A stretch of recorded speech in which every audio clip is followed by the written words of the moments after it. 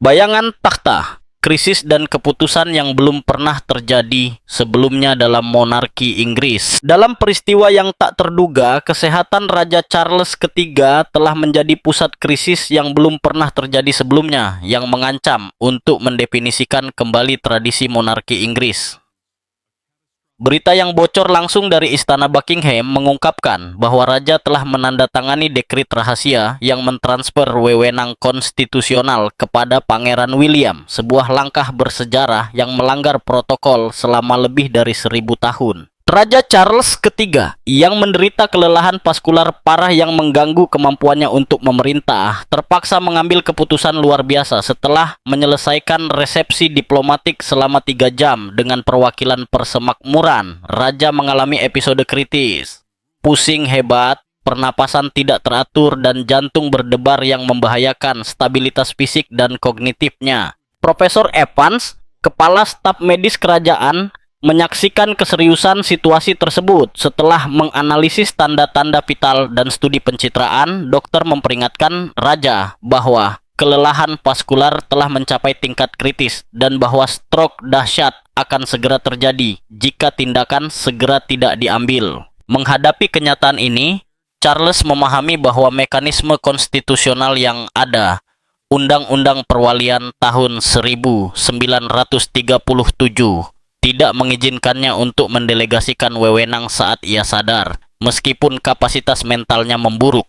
Menyadari celah hukum dan risiko mempertahankan pemerintahannya dalam kondisi saat ini, Raja Charles III mengadakan pertemuan rahasia pada pukul 10 malam dengan satu-satunya orang yang kesetiaannya kepada mahkota dianggapnya tak perlu dipertanyakan, Pangeran William dan Putri Anne. Dalam cahaya hangat ruang kerja pribadi, di tengah bayang-bayang raja-raja sebelumnya, Charles mengumumkan keputusannya untuk mengeluarkan dekrit khusus yang mendelegasikan wewenang terbatas kepada William, berupaya menjamin stabilitas takhta dan kesinambungan institusional sebelum kondisinya memburuk. Tindakan ini, yang digambarkan sebagai pengalihan kekuasaan paling berani dalam sejarah modern monarki Inggris, tidak hanya mencerminkan kekhawatiran tentang kesehatan raja, tetapi juga ketegangan antara tradisi dan kebutuhan untuk beradaptasi. Pendelegasian wewenang terbatas yang dirumuskan dengan cermat menggunakan tulisan tangan merupakan upaya untuk melestarikan monarki tanpa secara formal menyatakan ketidakmampuan raja, sebuah poin yang dianggap sebagai celah kritis dalam konstitusi. Situasi langsung memanas dengan intervensi Ratu Camilla yang menerobos masuk ke pertemuan dan menuntut untuk diangkat sebagai wali raja bersama dengan kekuasaan kerajaan yang efektif. Ultimatumnya sangat mengejutkan. Jika tuntutannya tidak dipenuhi, ia mengancam akan merilis dokumen medis rahasia yang akan membuktikan dugaan ketidakmampuan mental raja. Tindakan ini yang dapat memicu krisis konstitusional paling dahsyat dalam sejarah Inggris kontemporer, menggarisbawahi dinamika kekuasaan yang kompleks di dalam keluarga kerajaan. Namun Ratu Camilla tidak menyadari kehadiran Putri Anne. Anne tetap diam, menjaga rahasia yang lebih berbahaya, sebuah dekrit lama yang dikeluarkan oleh mendiang ratu lebih dari 20 tahun sebelumnya, yang mampu secara instan membatalkan klaim kekuasaan apapun oleh Camilla dan membentuk kembali keseimbangan internal takhta. Suasana di Istana Buckingham sangat bersejarah dan menegangkan. Saat William dan Anne mendengarkan instruksi raja, sang raja menghadapi kenyataan pahit tentang kemunduran fisik dan mentalnya. Ia mengingat kembali beberapa kali kehilangan ingatan dan keputusan yang sebelumnya tampak rutin, dan ia memahami bahwa kelangsungan institusi bergantung pada tindakan berani mendelegasikan wewenang sebelum ketidakmampuannya memaksanya untuk secara resmi turun takhta. Dekrit yang belum pernah terjadi sebelumnya ini tidak hanya menantang tradisi yang sudah lama ada, tetapi juga menimbulkan pertanyaan kritis tentang adaptasi monarki terhadap keadaan luar biasa. Dapatkah seorang raja yang sadar tetapi kondisinya memburuk mendelegasikan kekuasaan tanpa menyatakan ketidakmampuannya? Bagaimana menyeimbangkan loyalitas keluarga, hak pasangan, dan keamanan nasional? Charles telah menegaskan bahwa ia akan mempertahankan gelar raja dan melanjutkan audiensi mingguan dengan Perdana Menteri, menganggap langkah ini sebagai satu-satunya cara untuk menjamin kesinambungan kekuasaan tanpa harus turun tahta. Namun, usulan tersebut menimbulkan kekhawatiran pada William, yang mengerutkan kening setelah membaca dokumen tersebut, menyadari bahwa manuver tersebut, meskipun berani, dapat memicu kekacauan politik di parlemen. Terlebih lagi, reaksi potensial Camilla dianggap sebagai faktor penting. Menurut para kritikusnya, permaisuri tidak akan pernah mentolerir dikeluarkan dari struktur kekuasaan baru. Ketegangan menjadi terasa ketika Putri Anne berdiri di dekat perapian mengakui kebenaran argumen William. Camilla telah menghabiskan 20 tahun membangun kembali citra publiknya untuk mencapai posisi ini, katanya, menekankan bahwa setiap upaya untuk mengesampingkannya akan ditafsirkan sebagai tantangan langsung terhadap otoritas dan statusnya dalam keluarga kerajaan. Situasi meningkat secara dramatis ketika Camilla tiba-tiba memasuki ruangan mengenakan gaun sutra biru elegan dan kalung mutiara yang diberikan Charles kepadanya pada hari jadi pernikahan mereka. Ekspresinya jauh dari menunjukkan kasih sayang, memancarkan strategi dan tekad. Ia mengetahui pertemuan itu melalui desas-desus atau jaringan intelijen internalnya, dan ia mendekati Charles dengan isyarat yang memadukan rasa memiliki dengan ancaman halus. "Kau tidak bisa melanjutkan ini, Charles." Ia memperingatkan dengan suara tenang namun tegas, "Menyerahkan kekuasaan kepada William selagi kau masih hidup. Apakah kau memilih untuk menjadi raja seremonial semata?" Tatapannya beralih ke William dan Anne dengan senyum yang hampir tak terlihat, menentang penentangan mereka sekaligus menunjukkan pemahamannya tentang kerentanan Charles. Bagi Camilla, ketika seorang raja goyah, tanggung jawab juga jatuh pada istrinya. Itulah tradisi dan kewajiban perkawinan. Ratu Permaisuri mengusulkan pemerintahan bersama, menyarankan agar William dan Charles memerintah bersama untuk memproyeksikan persatuan dan stabilitas kepada publik. Namun, Putri Anne menyela, mengingatkannya tentang peran historis Ratu Permaisuri. "Ibuku, Ratu Elizabeth, tidak pernah bermaksud agar kau memegang kekuasaan politik. Tugasmu adalah mendukung mahkota, bukan memerintahnya. Jangan lupakan posisimu." Konflik itu terungkap ketika Camilla dengan jari-jarinya mencengkeram bahu Charles, berbisik cukup keras hingga semua orang bisa mendengarnya. William kurang berpengalaman dan Anne kurang fleksibel. Hanya dialah yang benar-benar mengerti apa yang dibutuhkan William. Garis batas telah ditarik dan apa yang dulunya rahasia kini terbuka. Perebutan kendali istana Buckingham telah meletus di jantung monarki. Dalam waktu kurang dari 24 jam, London dikejutkan oleh hiruk-pikuk media.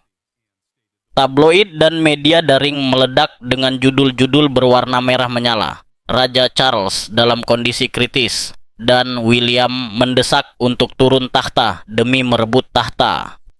Di Istana Kensington, William bereaksi dengan amarah yang hampir tak terkendali, melemparkan tabletnya ke lantai saat membaca artikel Daily Truth yang menggambarkannya sebagai sosok yang ambisius dan penuh perhitungan. Menuduhnya memanfaatkan penyakit ayahnya untuk mengisolasinya dari istrinya. Deskripsi tentang kesehatan Charles yang mencatat kebingungan dan ketergantungan tampaknya dirancang untuk mengikis otoritas raja dan membenarkan tindakan William. Kate Middleton dengan tenang berusaha meredakan situasi, memperingatkan bahwa Camilla sedang melancarkan perang psikologis yang bertujuan untuk merusak legitimasi putranya dan memproyeksikan citra ketidaksetiaan kepada negara. Jika peralihan kekuasaan terwujud, persepsi publik akan menganggapnya sebagai kudeta keluarga yang telah direncanakan dengan cermat. Camilla, istrinya, menjadi tokoh sentral dalam jaringan pengaruh ini. Sadar bahwa menghadapi putranya, Pangeran William, secara langsung akan menjadi kesalahan strategis, ia memilih pendekatan yang jauh lebih halus dan terencana, mengendalikan melalui persepsi raja tentang realitas.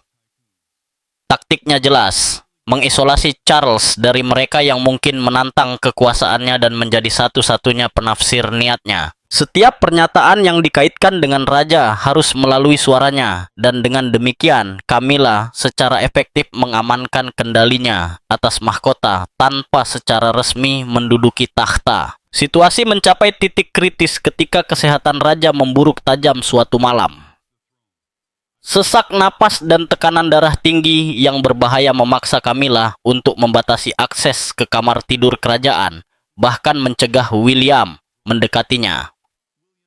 Di sana, dalam suasana yang dipenuhi aroma antiseptik dan minyak aromatik, Camilla tidak berusaha untuk menghibur, tetapi untuk menabur keraguan. Dengan suara lembut namun penuh racun, ia berbisik bahwa putra dan saudara perempuannya sangat ingin merebut mahkota, bahwa hanya dialah yang dapat melindungi warisannya. Di bawah pengaruh obat-obatan dan bisikan-bisikan yang terus-menerus, pikiran raja mulai melemah, mengganggu penilaian dan kemampuan pengambilan keputusannya. Namun, tidak semua anggota keluarga kerajaan dapat dimanipulasi dengan mudah. Putri Anne menyadari strategi Camilla untuk memecah belah dan mengendalikan. Bertindak cepat, diam-diam ia memanggil Pangeran William dan Uskup Agung Canterbury ke tempat peristirahatan pedesaannya, tempat yang aman dari pengawasan dan intrik istana. Di sana, tanpa formalitas atau diplomasi, ia menjelaskan bahwa situasinya telah mencapai titik kritis. Mengaktifkan klausul perwalian di tangan Camilla dapat menjamin kendali mutlaknya atas keputusan kerajaan sementara Charles tetap tidak berdaya. Adegan itu syarat dengan simbolisme dan ketegangan. Anne meletakkan senapan tanpa peluru di atas meja, sebuah ritual pribadi yang menandakan kesiapannya untuk menghadapi situasi dengan tekad. Dalam pertemuan ini, strategi untuk menjaga kelangsungan takhta menjadi masalah yang mendesak dan membutuhkan tindakan tegas. Uskup Agung sebagai figur spiritual dan penasihat konstitusional mengusulkan solusi yang menggabungkan legalitas dan kecepatan. Sebuah dekrit tentang pengalihan sebagian kekuasaan yang dirancang secara rahasia sesuai dengan keinginan asli raja yang akan memberikan wewenang konstitusional langsung kepada William, Pangeran Wales, melewati Dewan Perwalian dan menetralkan pengaruh Camilla. Namun, pelaksanaan rencana ini bergantung pada kejernihan pikiran raja dan mendapatkan tanda tangannya di bawah kondisi yang dikontrol ketat. Intrik semakin intensif setiap jamnya. William mendapati dirinya terjebak di antara rasa hormat kepada ayahnya, urgensi untuk melindungi integritas monarki, dan kelicikan seorang istri yang mengantisipasi setiap langkahnya. Setiap keputusan harus dikalibrasi dengan tepat. Kesalahan langkah dapat memicu skandal media atau memperkuat posisi Camilla sebagai penentu kekuasaan absolut. Tekanannya sangat besar, garis antara loyalitas keluarga dan kewajiban konstitusional menjadi kabur, dan pangeran harus bertindak dengan kehati-hatian seperti seorang penari tali di tepi yang tak terlihat. Situasi ini juga mengungkapkan kerentanan mendalam sistem monarki terhadap dinamika keluarga. Tidak seperti pemerintahan demokratis, di mana otoritas didistribusikan dan diatur oleh hukum dan proses. Monarki bergantung pada kebijaksanaan, kesehatan, dan kemauan seorang individu. Kemampuan Camilla untuk memanipulasi persepsi, mengendalikan akses, dan memandu keputusan menyoroti bagaimana kekuasaan, meskipun secara formal telah ditetapkan, dapat dibentuk oleh pengaruh pribadi dan hubungan antar pribadi. Pada saat yang sama, kehadiran tokoh-tokoh seperti Anne dan Uskup Agung Canterbury berfungsi sebagai pengingat bahwa monarki modern tidak tanpa mekanisme pertahanan, penghormatan terhadap hukum, kewaspadaan para penasihat yang setia, dan tindakan tegas anggota keluarga dapat melawan manuver oportunistik. Narasi tersebut kemudian menjadi permainan strategi di mana kesabaran, kecerdasan emosional, dan pemahaman tentang protokol hukum adalah senjata yang sama ampuhnya dengan dekrit atau tanda tangan apapun. Dalam konteks ini, sosok Charles III berubah menjadi sesuatu yang lebih dari sekadar raja yang menua. Ia adalah poros di sekitar mana konflik loyalitas, kekuasaan, dan persepsi berputar. Kelemahan fisiknya kontras dengan kekuatan intrik di sekitarnya, dan ketidakmampuannya untuk bertindak sepenuhnya menggarisbawahi pentingnya mereka yang bertindak atas namanya. Setiap bisikan, setiap saran medis atau administratif memiliki efek berlipat ganda pada rangkaian keputusan yang menentukan masa depan kerajaan. Pangeran William dengan cemas bertanya bagaimana mereka bisa mendekati raja tanpa campur tangan Camilla. Tetapi Anne menjawab dengan tawa kering dan dingin. Mereka tidak bermaksud untuk membuat raja marah, melainkan untuk mengungkapkan kebenaran kepadanya secara langsung. Malam itu menjanjikan akan menjadi malam terpanjang dan paling kritis yang pernah dihadapi dinasti ini dalam beberapa dekade. Rencananya jelas untuk membawa bukti tak terbantahkan kepada raja tentang korupsi dan ambisi Camilla. Anne meminta dari William catatan keuangan yang terkait dengan perusahaan putra permaisuri dan laporan MI5 yang mendokumentasikan pertemuan pribadinya dengan para tokoh media. Dengan bunyi klik logam, ia mengisi senapannya, menyatakan, "Kita tidak akan membela diri sendirian, kita akan membalas." Di dalam istana, Camilla menerima peringatan dari seorang pelayan yang bertindak sebagai agen ganda, yang memberitahunya tentang kembalinya William dan Anne secara diam-diam ke London. Naluri Camilla, yang diasah selama beberapa dekade bertahan dari intrik istana, memperingatkannya akan kemungkinan serangan. Ia memerintahkan agar mobil disiapkan dan menghubungi editor The Sun, mengancam akan mengubah setiap upaya intervensi menjadi skandal media yang akan menghancurkan reputasi putranya dan William. Pukul 11 malam, Big Ben berdentang saat William mengenakan pakaian hitam untuk menghindari perhatian, memasuki istana melalui pintu samping yang biasanya digunakan oleh staf dapur. Ia ditemani oleh Uskup Agung Canterbury dan dua pengacara konstitusional terkenal di tingkat nasional. Putri Anne sudah menunggu mereka di persimpangan yang menuju sayap kamar tidur kerajaan. Para penjaga biasa telah digantikan oleh anggota Blues and Royals yang kesetiaannya kepada Anne tidak perlu diragukan lagi. "Dia ada di dalam," gumam Anne, menunjuk ke pintu kayu ek di ujung koridor. Camilla telah memasang alat perekam, mencoba memasang jebakan. Operasi rahasia itu harus berubah menjadi konfrontasi langsung. Penandatanganan rahasia harus menjadi konfrontasi publik dengan otoritas. Konfrontasi di mana kebenaran raja akan menang. William menarik napas dalam-dalam, memahami risikonya. Kegagalan akan mencapnya sebagai pengkhianat. Ketidakaktifan akan menyerahkan masa depan monarki kepada ambisi yang tak terkendali. Dengan perintah tegas, ia membuka pintu. Dalam cahaya redup lampu tidur, Raja Charles III berbaring bersandar pada bantal tinggi, kelelahan dan pucat, matanya terpejam. Camilla memegang semangkuk sup, bangkit seperti predator, menumpahkan cairan itu saat melihat kelompok itu masuk. "Apa yang kalian pikir sedang kalian lakukan?" serunya, membarikade tempat tidur seolah-olah mempertahankan wilayah suci. Ia memerintahkan para penjaga untuk menyingkirkan mereka, tetapi tidak ada yang bergerak. Keheningan itu sendiri menegaskan bahwa keseimbangan kekuasaan telah bergeser. "Malam ini, tidak seorang pun akan menurutimu, Camilla," Anne menyatakan, maju, tumitnya berbunyi seperti palu hakim. "Kami di sini untuk memenuhi kehendak raja, kehendak sejatinya, bukan versi yang telah kau paksakan padanya." Tekad Anne dan bukti yang dikumpulkan menggagalkan setiap upaya manipulasi. William berlutut di samping tempat tidur dengan lembut menggenggam tangan ayahnya. Suaranya penuh hormat namun mendesak bergema di ruangan itu. "Ayah, maafkan saat ini, tetapi ini harus berakhir sekarang, demi kestabilan kerajaan dan demi kesejahteraanmu sendiri." Setiap kata syarat dengan campuran rasa hormat seorang anak dan rasa tanggung jawab. "William!" gumam Charles dengan susah payah, matanya mencerminkan campuran rasa sakit dan kebingungan. Sebelum ia dapat mengucapkan kata lain, Camilla menerjangnya dengan kasar, menarik tangan William menjauh.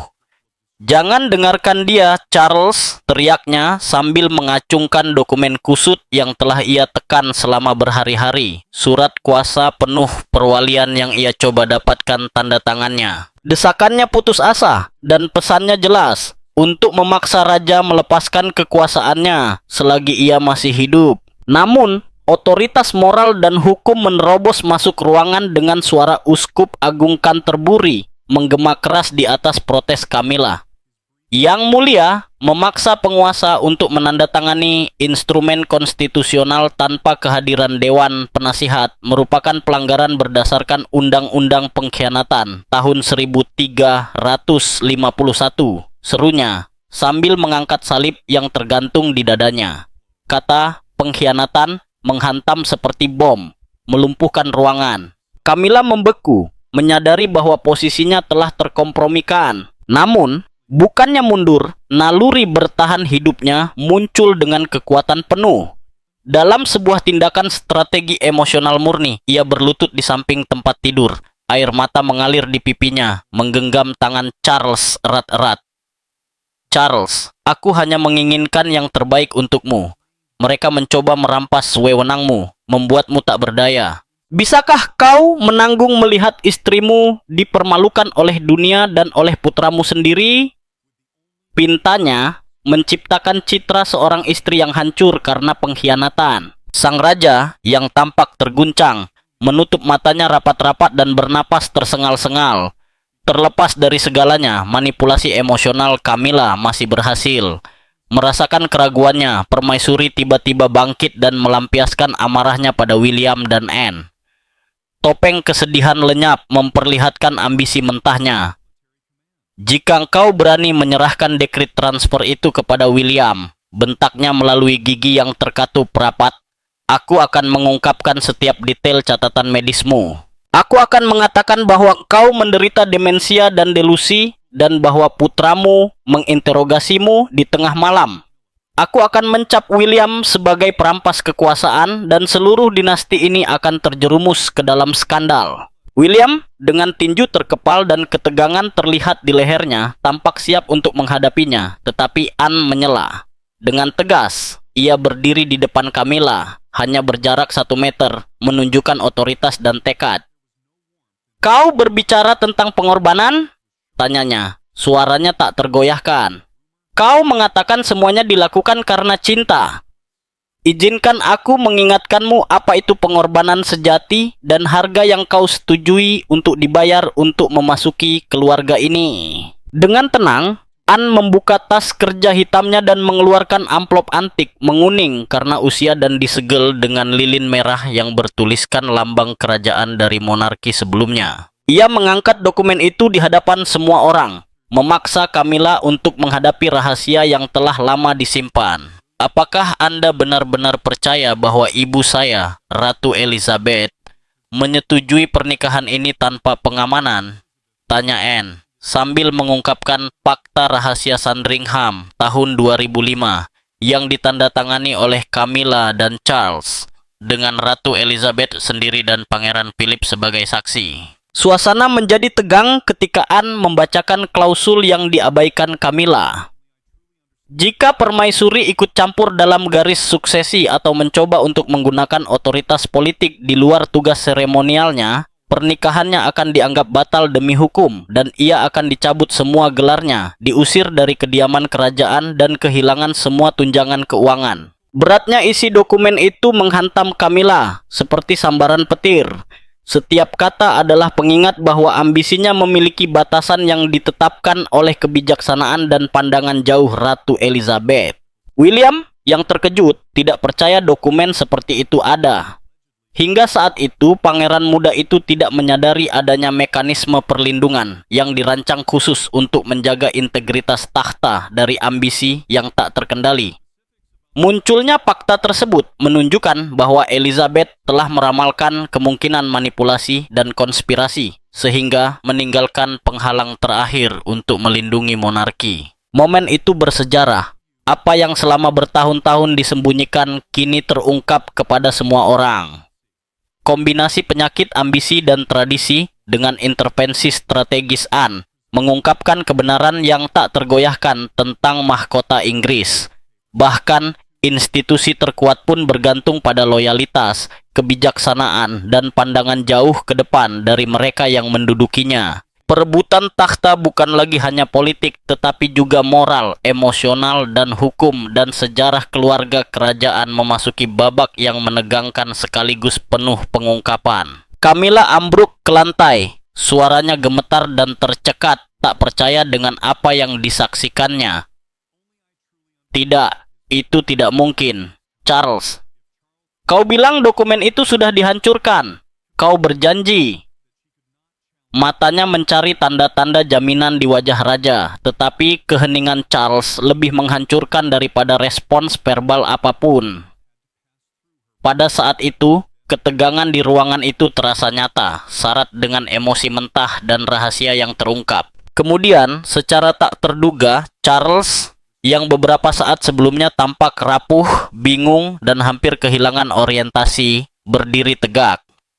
Dengan gerakan yang disengaja, ia menyesuaikan bantal di belakangnya, dan dengan tenang mengambil segelas air, menyesap perlahan sebelum menatap Camilla dengan kejernihan yang mengejutkan. Suaranya tidak lagi lemah atau serak. Suara itu mengandung otoritas, rasa sakit, dan kedalaman. Aku telah menipumu, katanya. Ya, aku menderita kelelahan pembuluh darah dan harus mengurangi tanggung jawabku. Tetapi aku tidak pernah kehilangan akal sehatku. Aku tidak pernah kehilangan orientasi.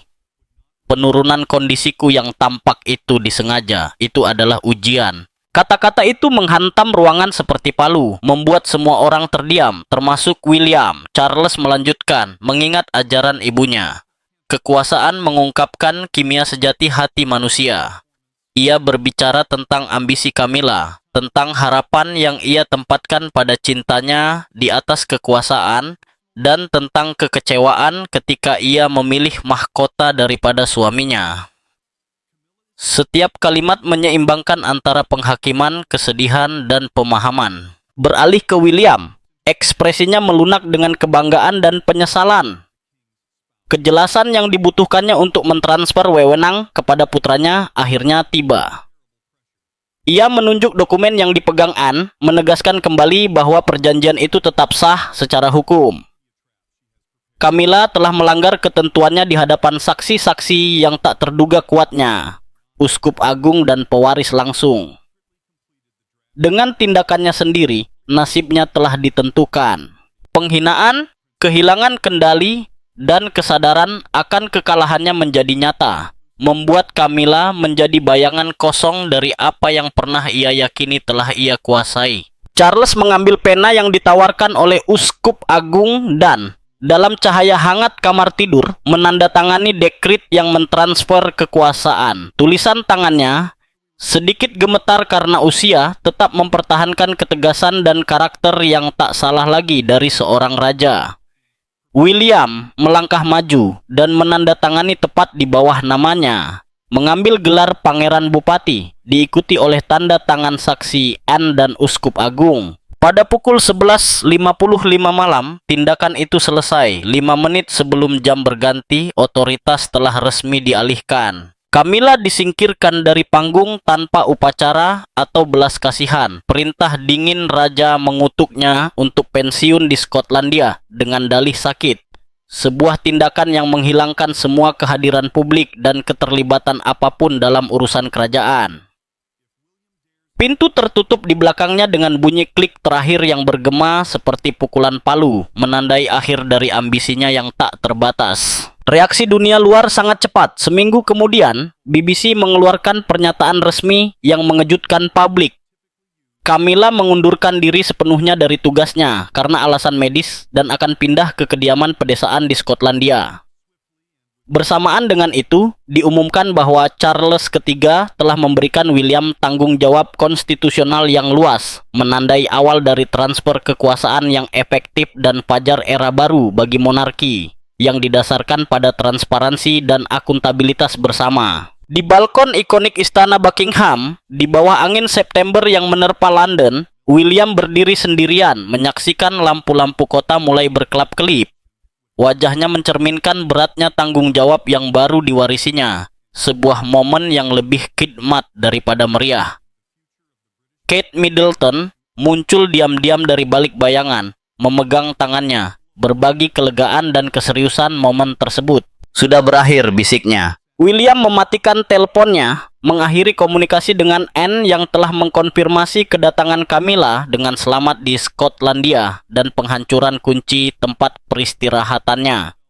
Ia menatap cakrawala ke arah Big Ben dan menyatakan, "Tidak, Kate, ini bukan akhir. Ini baru permulaan. Gulma telah dicabut. Sekarang kita harus menanam sesuatu yang baru. Kali ini dengan kebenaran, bukan rahasia." Pintu balkon tertutup di belakangnya, menghalangi pandangan kilatan lampu kamera paparazzi yang berusaha mengabadikan citra Inggris di bawah kepemimpinan baru.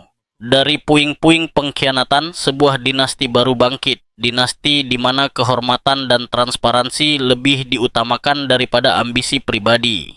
Sejarawan dan ahli protokol kerajaan semakin tertarik untuk mengamati kemungkinan bahwa Ratu Elizabeth II beberapa dekade lalu telah menyiapkan perlindungan hukum yang belum terungkap.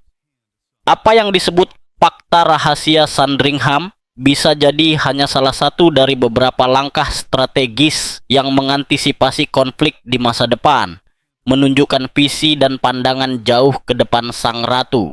Peristiwa ini tidak hanya mengungkapkan kerapuhan otoritas dalam menghadapi ambisi, tetapi juga ketahanan monarki dalam menghadapi intrik internal. William, sebagai pangeran bupati, memulai pemerintahannya dengan warisan transparansi dan kesiapan. Sementara pelajaran yang dipetik oleh semua pihak yang terlibat memperjelas bahwa kekuasaan yang sah tidak dapat direbut melalui manipulasi atau rasa takut. Kisah malam itu akan menjadi tolok ukur bagaimana kebenaran, strategi, dan integritas dapat menang, bahkan di koridor kekuasaan yang paling buram sekalipun. Masa depan mahkota, untuk pertama kalinya dalam beberapa dekade, tampaknya kurang bergantung pada kerahasiaan dan lebih pada kejelasan, persiapan, dan loyalitas yang tulus. Pengalihan kekuasaan bukanlah sekadar tindakan administratif, melainkan penegasan kembali prinsip-prinsip yang akan mendefinisikan monarki untuk generasi mendatang, menunjukkan bahwa bahkan intrik dan manipulasi selama bertahun-tahun dapat berakhir dengan keadilan dan ketertiban. Malam kebenaran di Istana Buckingham telah menunjukkan bahwa ketika hati raja dan pikiran pewaris selaras, mahkota dapat terlahir kembali lebih kuat dari sebelumnya.